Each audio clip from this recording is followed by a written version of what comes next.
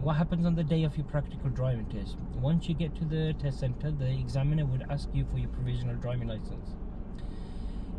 He or she would check if that license is a original license and it's not a fake one. Okay, they would also check on the iPad if the photograph matches the one on the license and as you as a person in front of them.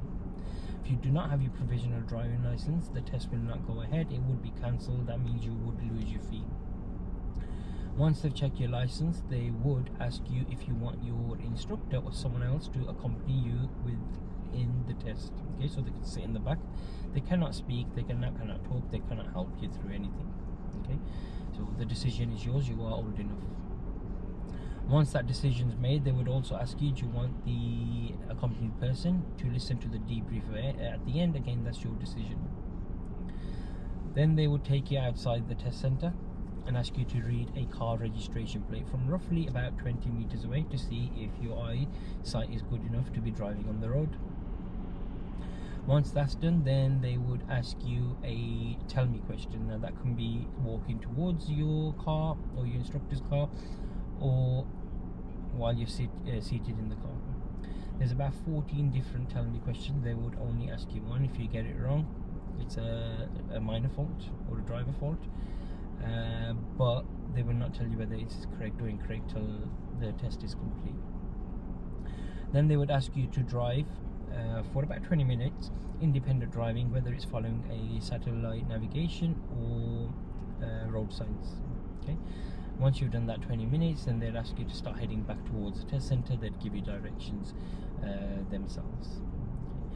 What the examiners do want to see is, are you able to drive safely on the roads?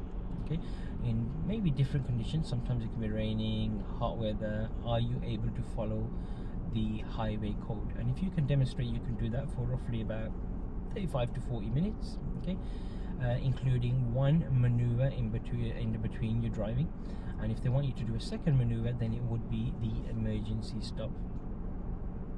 If you can do that safely as well, they'll come back to the test center and there can only be two outcomes. Okay, one, you've passed, or the other one, you failed. And if you fail, it's because you either have more than 15 driver faults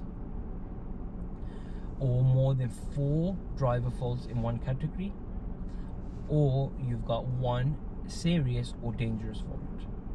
And if you pass, then it doesn't matter how many minors you get, as long as it's not above 15 or 4 in that one category. Okay, they'll tell you the result at the end. So if you've passed, then they would ask you, do you want us to send off for your full UK driving license, or would you like to do it on your own? I personally recommend people to ask the examiner to do it, because you tend to receive your license or your full license a lot quicker.